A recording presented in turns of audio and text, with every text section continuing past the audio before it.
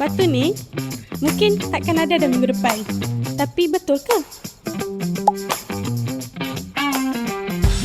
Bila satu slab ni dah dipotong untuk satu dapur, corak ni tak akan datang balik dah.